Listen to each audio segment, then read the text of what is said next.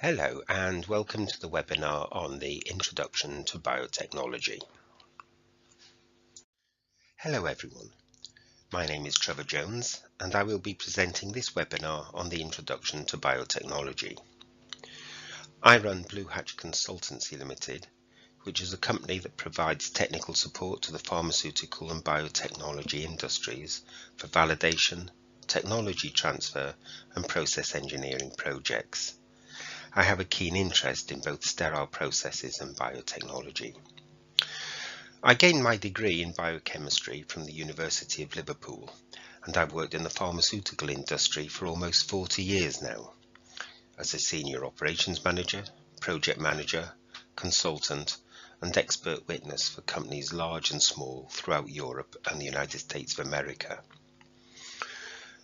I'm a chartered chemist, a chartered scientist, and am a member of both the Institute of Chemical Engineers and the International Society of Pharmaceutical Engineers, being an active contributor to the ISPE guides. Today I will be introducing you to the basics of biotechnology. We will look at what types of microorganisms are used, what types of products are made, and how living cells make these. We will look at how cells grow, and then we'll look at some of the basic biotechnology processes of production, separation and purification. So, to start, what is biotechnology?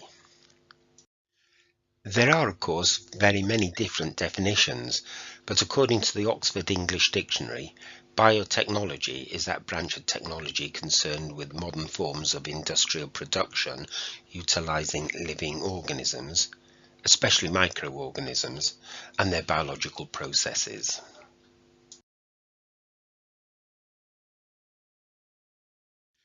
In this webinar, we will define biotechnology as the use of living organisms or other biological systems in the manufacture of complex molecules, drugs, or other products which are impossible or very expensive to produce using conventional synthesis techniques.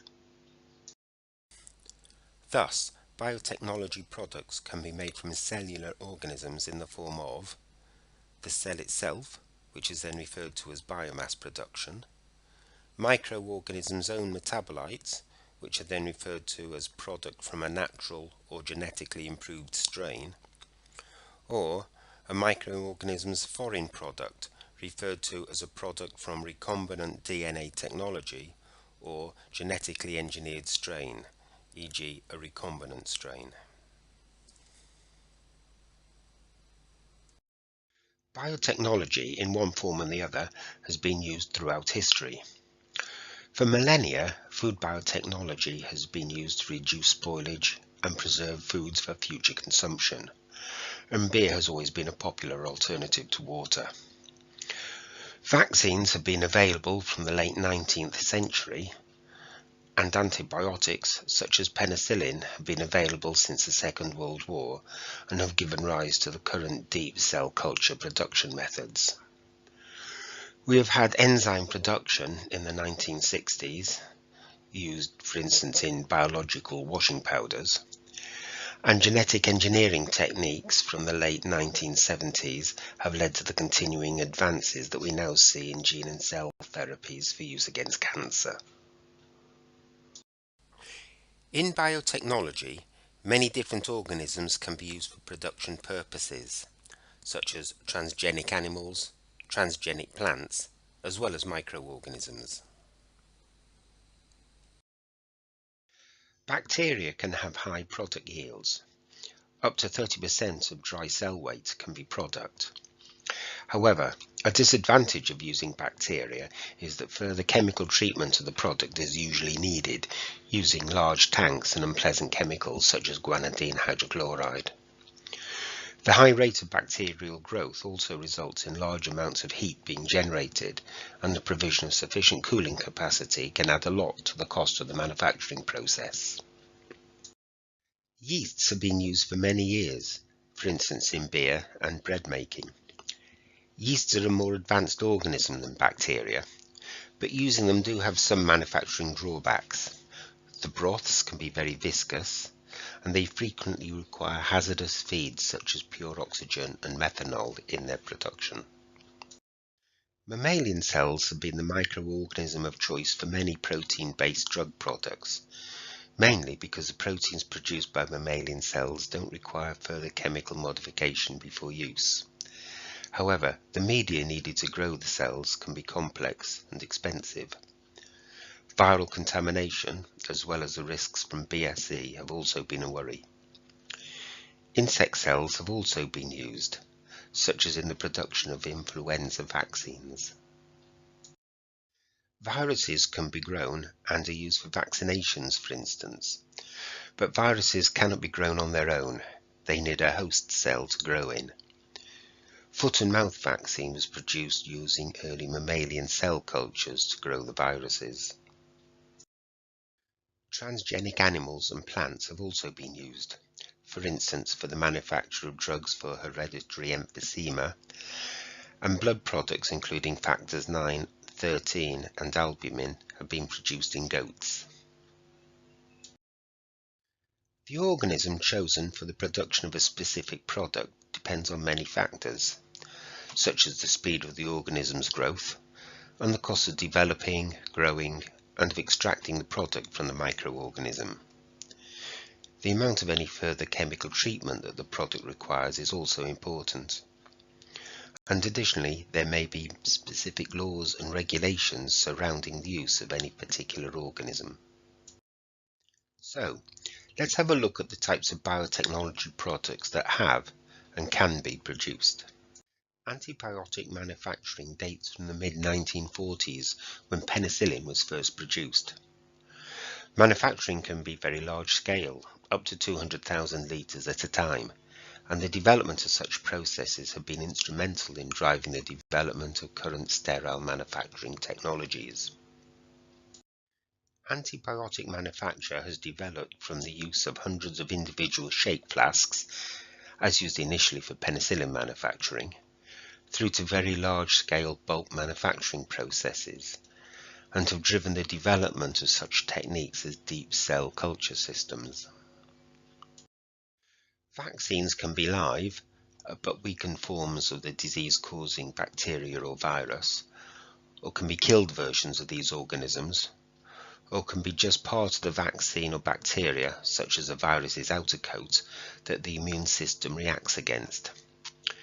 The first generation of vaccines against such diseases as smallpox and yellow fever was simple processes amounting to not much more than the isolation of the disease organism itself. Later vaccines are manufactured using complex processes such as sucrose gradient centrifugation and ultrafiltration. Vaccine technology was at its peak in the 60s and 70s, but then declined for many years until the advent of new vaccines for previously untreated diseases became available. Biogen's hepatitis B vaccine was a turning point, using a genetically engineered subunit vaccine. The technology for manufacturing therapeutic proteins is now very well established.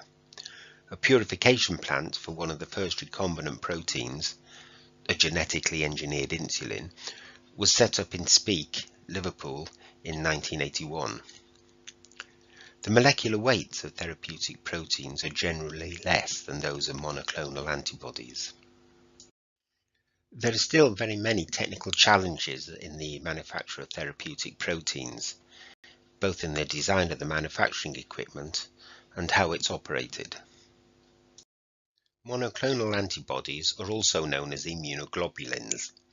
They are large, Y-shaped proteins that are used by the immune system to kill pathogens such as bacteria and viruses. Regenerative medicine includes such techniques as gene therapy, which, although has been around for over 10 years now, has made some rapid advances and has been in the news quite a lot recently.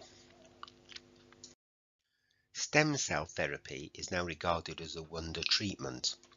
But although stem cells can differentiate into different types of cells to replace dying or faulty cells, for instance, the way that they do this and the way in which they're told to differentiate is not fully understood, and so this is not always successful as a treatment.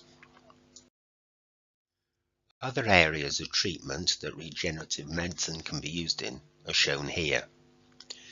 There are still many challenges to growing stem cells, such as developing effective growth media and minimizing the stress on the cells being grown.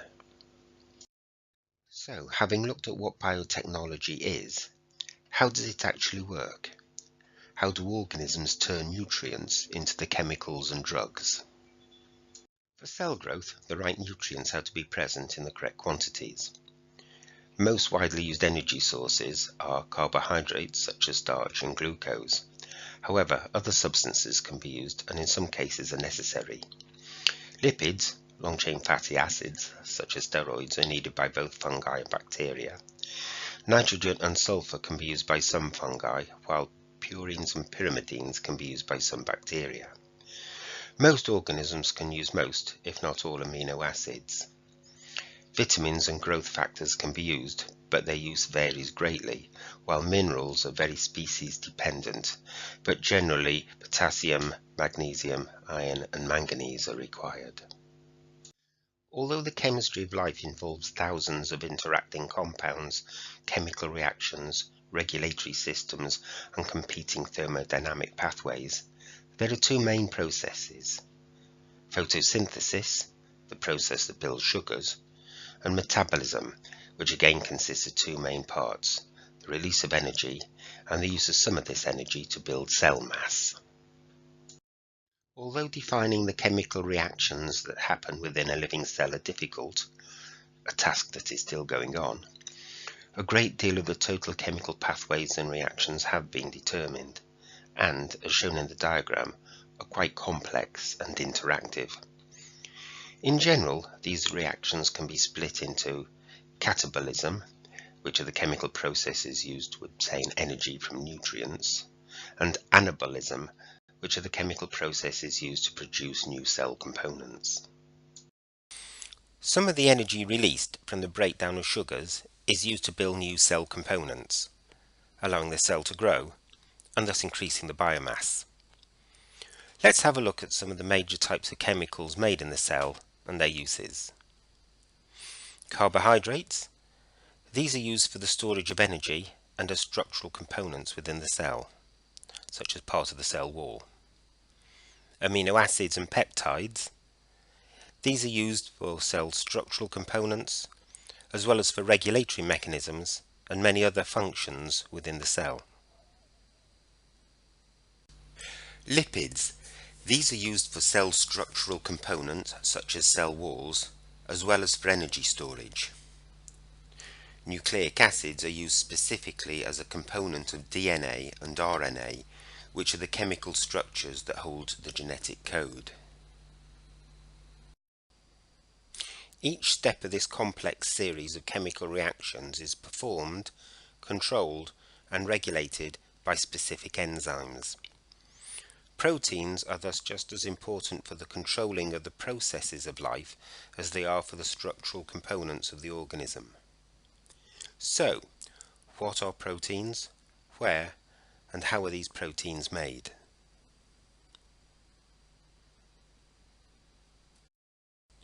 A protein is simply a long chain of amino acids linked together. It should be noted that it is not only the sequence of the amino acids which are important, but the way that the protein molecule is folded, its conformation. It is the protein's unique three-dimensional shape that gives the protein its specific ability to perform its designed function. The instructions for the assembly of the amino acids in the correct sequence is held in the organism's genetic code, which consists of strands of DNA. DNA, or deoxyribonucleic acid, consists of a backbone made of sugars and phosphate groups joined together. Attached to each sugar phosphate strand is one of four types of a molecule called a base.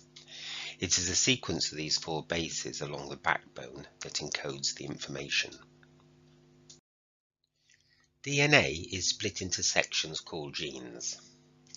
A copy of the gene sequence is copied onto the messenger RNA, which is transferred onto the cell's ribosomes. Amino acids, attached to short segments of transfer RNA, are transported to the messenger RNA on these ribosomes. There are 20 different types of transfer RNA, one for each of the 20 amino acids found in nature. The strands of transfer RNA become attached to the strands of messenger RNA by base pairing, and the amino acids on the transfer RNA then become attached to each other, eventually breaking away to form linked chains of proteins.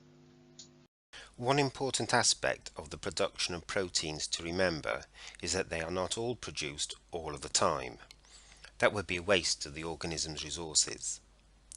Now this is important, as it means that the organisms have the ability to switch gene sequences on or off depending on the environmental conditions that they find themselves in.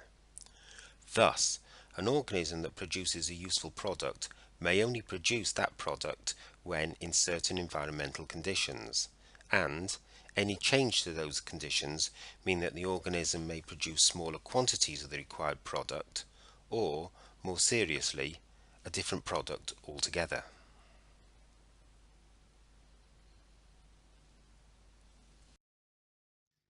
Through genetic engineering, foreign DNA, which codes for proteins that are not normally made by the organism, can be inserted into the organism's own DNA and fool the organism into making these foreign proteins. Such modified organisms are called recombinant organisms, and the foreign proteins made are usually referred to as recombinant proteins. As I said earlier, organisms can switch the manufacture of these recombinant proteins on or off, depending on the organism's environmental stimuli. So, having seen how microorganisms can manufacture the required drug products, how do they grow and multiply so they can be successfully used by the biotechnology industry? As seen previously, that part of the cell's metabolism called anabolism is responsible for building cell mass. However, when we talk about cell growth in microorganisms, we typically refer to not only cell size, but to cell population as well. Once a set cell size or mass has been reached, cells divide into two.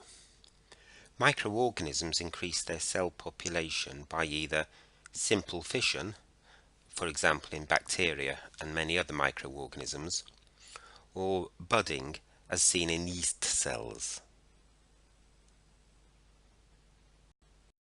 Cell populations go through a particular type of growth called cell doubling. So plotting cell populations by time will give us an exponential curve as seen in the graph on the left. It's usually more convenient to draw the cell numbers in a logarithmic way so we get a linear graph as on the right.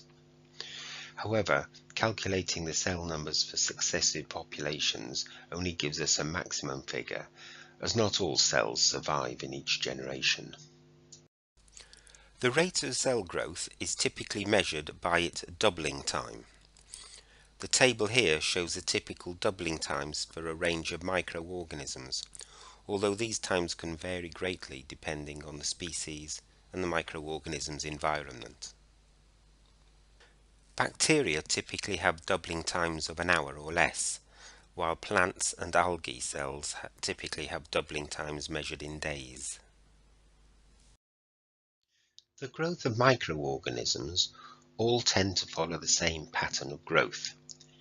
There is a lag phase, when cells become acclimatized to their environment, a growth phase, when cell mass increases at an exponential rate as long as excess nutrients are available, and then a stationary phase. Growth will slow or stop altogether as nutrients become used up or toxic substances have built up. And then follows cell death. Cells are programmed to multiply only a certain number of times. In this phase, the cell's energy reserves are exhausted and cells start to die again at an exponential rate. The growth strategy used by manufacturers depends very much on the product required and is either the biomass itself, where the strategy would be to maintain the highest or optimal cell growth and harvest the cell biomass before the stationary phase begins, or if the product was produced continually from a natural strain, then the strategy would be to maximize both growth and stationary growth phases.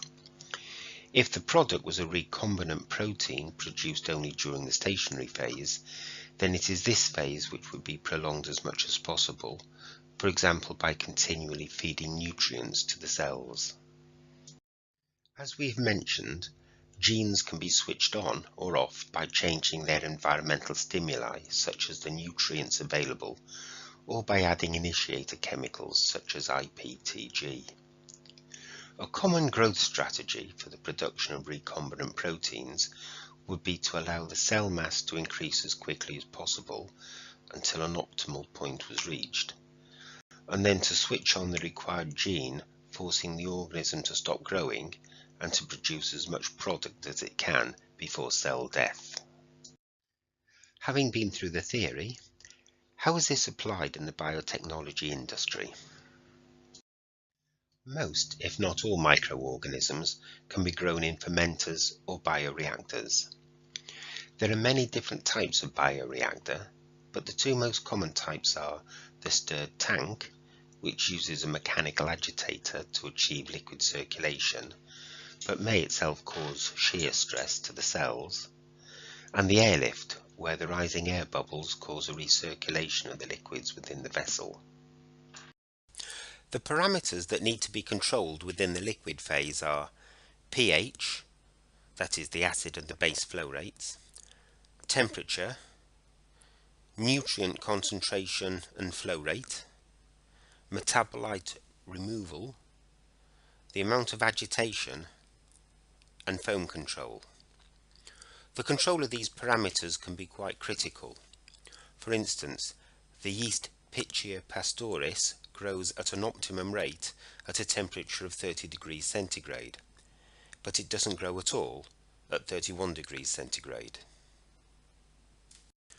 Within the gaseous phase, carbon dioxide removal, the level of dissolved oxygen, and their partial pressures are important parameters that need to be controlled. The composition, density, viscosity of nutrient solution, microorganism morphology and concentration, as well as the type of antifoam used and the temperature all need to be taken into account. However, one of the most critical factors in the operation of a fermenter is the provision of adequate gas exchange.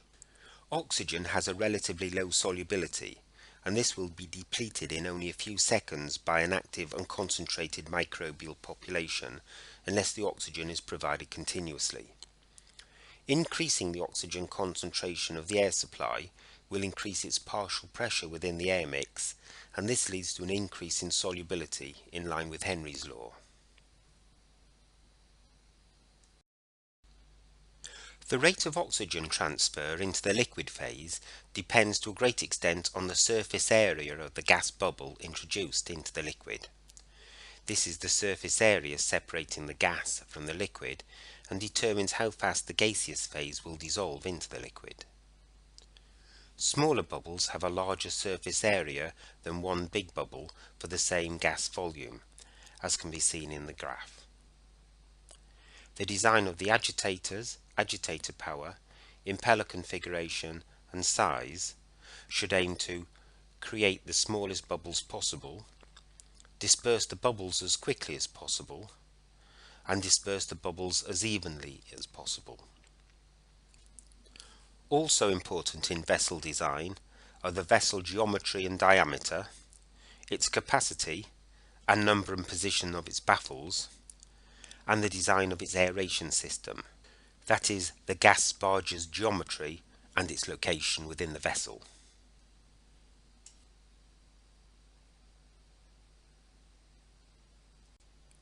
The separation stage is sometimes referred to as the harvest and recovery operation. There is no real definition of a separation stage, as it is very process dependent. But in practice it could be defined as the isolation of the crude product as a liquid or solid from the major contaminants such as cell debris. During the initial separation stages, the aim of the separation should be to maximize the product yield, even if it is at the expense of retaining contaminants. Some typical separation sequences are shown here in this slide.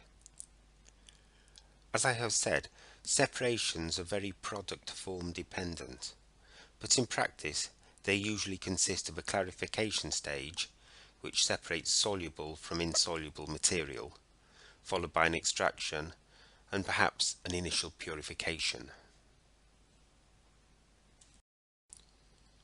The separation methods used for microorganisms will depend on the location and form of the product within the microorganism.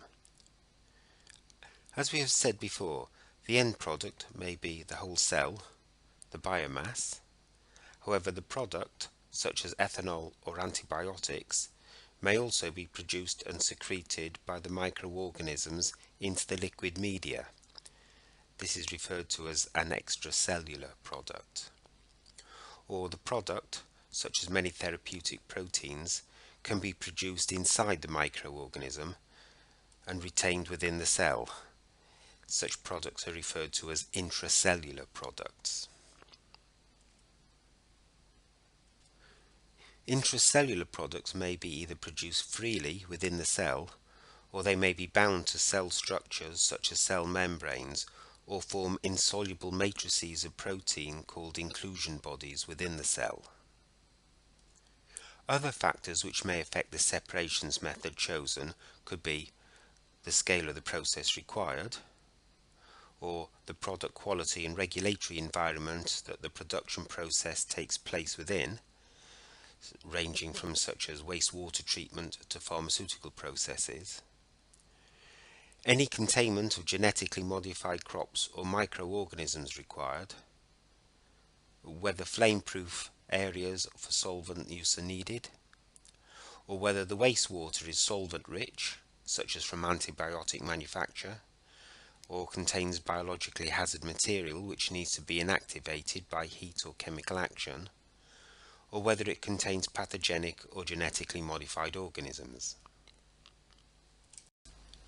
Although there are a number of different separation processes available, some of which are shown here and will be described in a little bit more detail later, the subtle differences between products such as proteins makes the development of a generalized algorithm for the step-by-step design of a separation process difficult.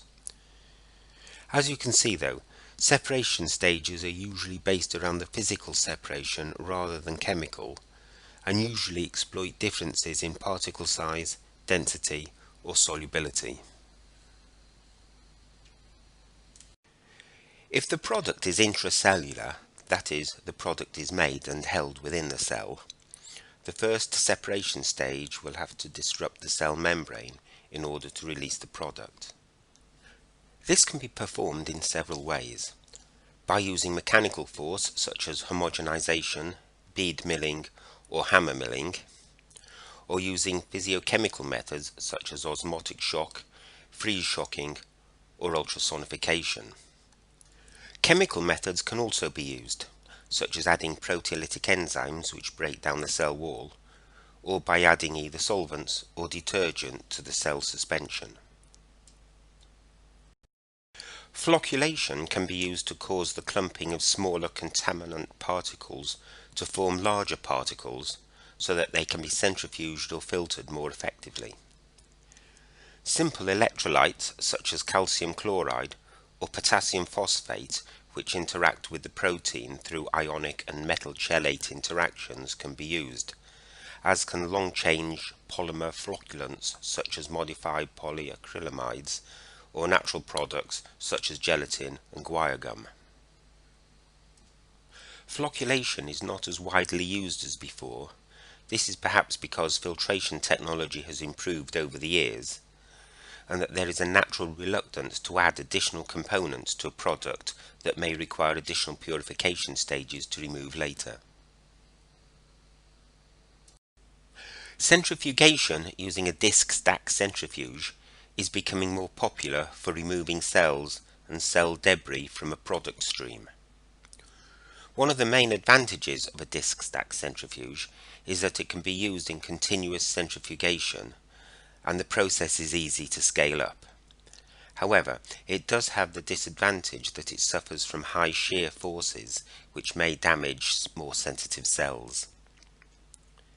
The maximum flow rate that can be obtained through the centrifuge while effectively removing particulates is given in the equation on the slide.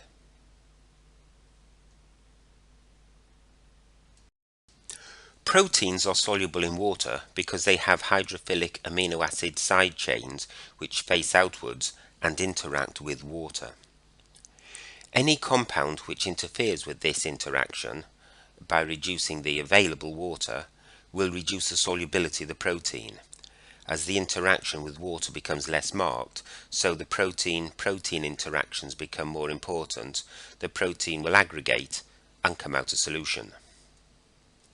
Provided that the temperature is maintained low enough, at around 4 degrees centigrade, the proteins are not irreversibly damaged by this precipitation, and the precipitate can be redissolved in buffer solution afterwards. A number of different methods can be used to reduce the protein-water interaction and precipitate out proteins reasonably selectively, including salting out with ammonium sulfate, or using selective precipitation using an organic solvent that both reduces the available water and also decreases the dielectric constant of the solution.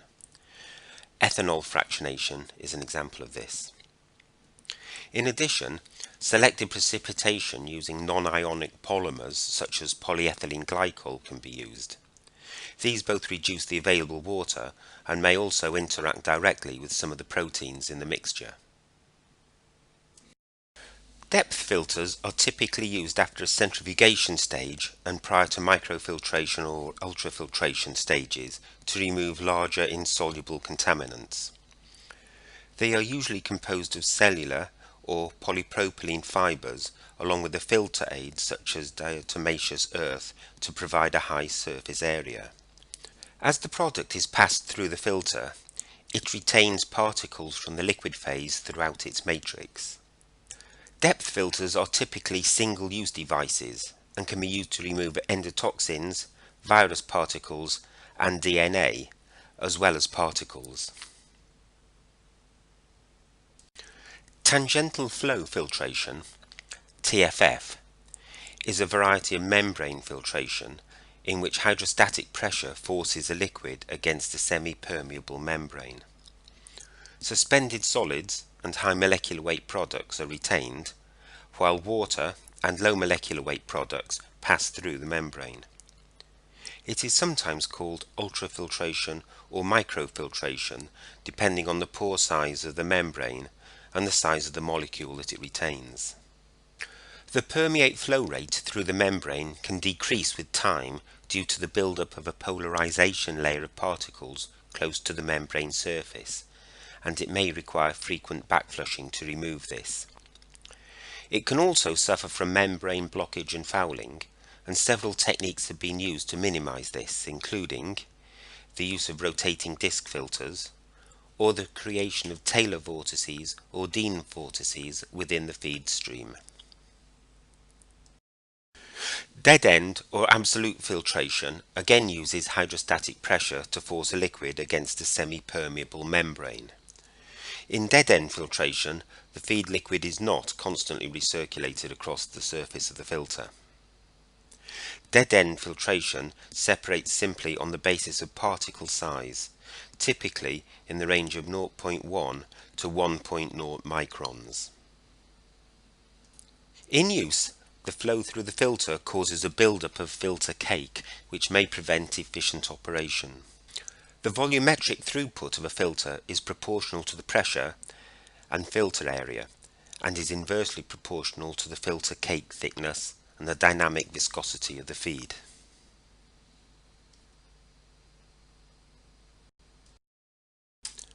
Solvent extraction is a good method to use for the extraction of proteins or other labile biomolecules from crude cell extracts or other mixtures. Most often, this technique is used for the industrial or laboratory production of enzymes. In standard solvent extraction, an aqueous liquid is brought into contact with an organic solvent, and the compounds in the aqueous solution are separated based on their relative solubilities in the two phases. In an aqueous two-phase extraction, compounds are still separated based on their solubility, but the two immiscible phases are both water-based. Polyethylene glycol and salt, and polyethylene glycose and dextran are the most popular aqueous two-phase systems. Aqueous two-phase extractions provide mild conditions that do not harm or damage unstable biomolecules because the interfacial stress at the interface between the two layers is far lower than water-organic solvent systems used for solvent extraction. The aqueous polymer layer stabilizes the extraction protein molecules, which favor a higher concentration of the desired protein and result in an effective extraction. Also, separation of the phases and the partitioning of the compounds occurs rapidly, which allows the extraction of the desired molecule before protease enzymes can degrade them. Solvent and two-phase extraction systems are also easily scaled up and can be used with continuous protein extraction processes.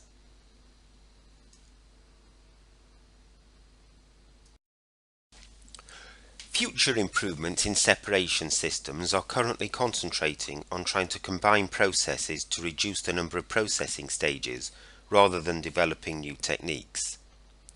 An example of this is expanded bed chromatography. In this, a column is packed with resin and the initial flow is in an upward direction, allowing cells and cell debris to flow freely upwards through the column and for the product to be absorbed onto the resin. The column is washed and the resin is allowed to settle before the column is eluted normally by downward flow. In practice, issues with uniformity of flow have been reported when using larger diameter columns. Other systems with the potential for significant impact in the future of separation stages are the use of single-pass tangential flow filtration and the increased use of disposable systems. This diagram shows a typical purification sequence, which may start with a protein A chromatography column, followed by an ion exchange chromatography column, and then concentration and diafiltration using an ultrafiltration system, then a second ion exchange chromatography column, followed by virus filtration, ultrafiltration, and then a final or polishing filtration stage. The type and number of purification stages are very product specific. This is partially due to the fact that whereas separation processes rely mainly on the physical isolation of the product from its major contaminants, purification processes depend more on product-specific chemical properties to allow them to eliminate specific chemical contaminants from the product mix. Nevertheless, as we've seen in the previous slide, commonly used purification processes are chromatography, concentration and diafiltration, virus removal and inactivation, ultrafiltration, and dead-end filtration. Purification processes typically operate by utilizing differences in size, charge, or solubility to separate product from contaminants.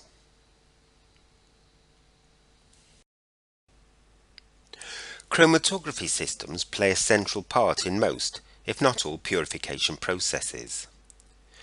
There are several different types of chromatography, examples being affinity chromatography, ion exchange chromatography, reverse phase chromatography, hydrophobic interaction chromatography, and size exclusion chromatography.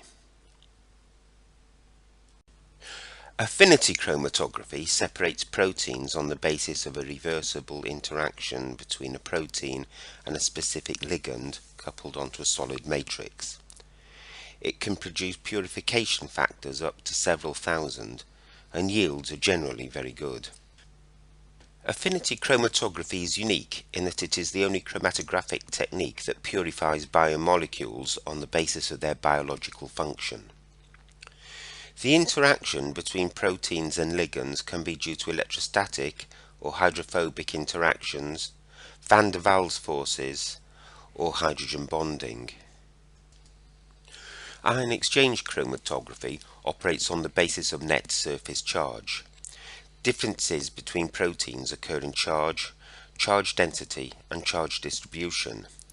The net surface charge is highly pH dependent, with each protein having a unique net charge versus pH relationship. At a pH above its isoelectric point, a protein will have a negative charge and will bind to a positively charged resin. At pH values below its isoelectric point, a protein will have a positive charge and will bind to a negatively charged resin. Reverse phase chromatography and hydrophobic interaction chromatography are closely related. Reverse phase chromatography depends on the hydrophobic binding between the molecules in solution and the hydrophobic ligand attached to the resin due to favorable entropy effects. While the exact method by which hydrophobic interaction chromatography works is not clear, although a number of mechanisms have been proposed. However, in the presence of high salt concentrations, the water molecules around the hydrophobic portions of the protein and the hydrophobic ligand on the solid matrix become more ordered, allowing the protein and the ligand to become attached by van der Waals forces. Size exclusion chromatography is also known as gel filtration. Molecules do not bind to the matrix, but instead the molecules diffuse in and out of the pores within the matrix as the product mix passes through the resin. The smaller molecules stay longer in the matrix, while larger molecules diffuse less or not at all into the matrix pores, thus passing through the matrix quicker. This method separates molecules on the basis of differences in size only. We have already briefly talked about tangential flow filtration and its ability to allow water and low molecular weight molecules to pass through a semi-permeable membrane and retain larger and higher molecular weight molecules of typically 10 to the 3 to 10 to the 6 Daltons. As well as this clarification action, the ability to remove water from a product also allows tangential flow filtration to concentrate the product. If buffer solution is added to the product at the same rate that water is lost, then the net effect will be to replace the water with the buffer. The process is then called diafiltration. By selecting semi-permeable membranes with different pore sizes, a mixture of proteins can be split up into different fractions according to their molecular weight, and thus TFF, tangential flow filtration, can also be used for protein fractionation. Crystallisation is used in both food and pharmaceutical manufacturing, as well as by other industries, usually at the end of the process, such as in sugar and antibiotic manufacturing. Crystallisation can be caused by cooling the product solution, adding non-solvents to the solution, or as the result of a chemical reaction, changing the pH, or by solvent evaporation to concentrate the product solution. Virus filtration or inactivation stages are only required when products are produced from mammalian cells or serum, where there may be a risk of passing on human contagious viruses. In practice, both methods are used: a virus inactivation stage followed by a later virus filtration stage. Viruses are usually removed from a product using dead-end filtration. The one advantage of filtration is that it will not damage the product. Since filtration is not chemically selective, no matter what the surface chemistry of the viral particle is, viral filtration will still be effective in removing the viruses. Chromatographic methods of purification, as described before, are also good at removing all types of viruses. But the level of virus removal is dependent on the column composition and the reagents that are used in the process. It is also worthy to note that the effectiveness of this process can vary greatly between viruses, and that the efficiency of the process can change based on the buffer that's used. Viral inactivation renders viruses inactive or unable to infect. Many viruses contain lipid or protein coats that can be inactivated by chemical alteration. Solvent or detergent inactivation is the most widely used viral inactivation method to date. It is predominantly used in the blood plasma industry. However, it is only effective for those viruses which have a lipid coat, as the detergents used destroy the integrity of the virus's lipid coating, and most of these so-called enveloped viruses cannot live without the coat. Other viruses may still live. However, they will usually be unable to reproduce, thus rendering them non-infective. Solvent or detergent treatment use readily available and relatively inexpensive reagents. However, these reagents must be removed from the product prior to the product's distribution, and this would require additional purification stages.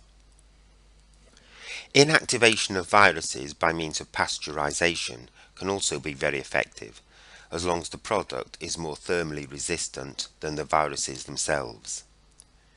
Pasteurization is, however, effective for both enveloped and non-enveloped viruses. Typical pasteurization conditions are 10 hours at 60 degrees centigrade. Some viruses, when exposed to low pH, will denature spontaneously. This technique for viral inactivation is useful, again, as long as the product is more resistant to extremes of pH than the virus is. UV rays can also be used to inactivate viruses, since virus particles are small and the UV rays can reach and damage their genetic material easily, again rendering them non-infective.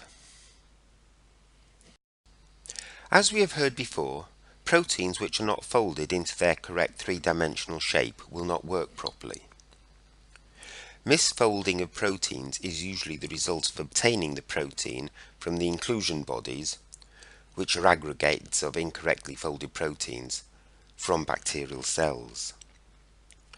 Proteins can be refolded, or, to be more accurate, allowed to refold properly to their normal shape by simply diluting the protein solution. However, this has to be carried out under tightly controlled conditions to avoid aggregation of the proteins. Other methods used to refold proteins are solvent extraction, dialysis, diafiltration, or by using size exclusion chromatography. Looking to the future, the main objectives of process development are currently aimed at making processes more economical and robust. The advantages of using single-use systems have been widely discussed, and the introduction of such techniques as multi-column continuous chromatography and single-pass TFF are now making continuous manufacturing processes a reality. So, it just remains for me to say thank you everyone for listening. If you'd like to find out more information about the courses PTI has to offer, then please follow the link shown on this slide. Or you can send an email to the address listed. Once again, thank you all for listening and enjoy the rest of your day.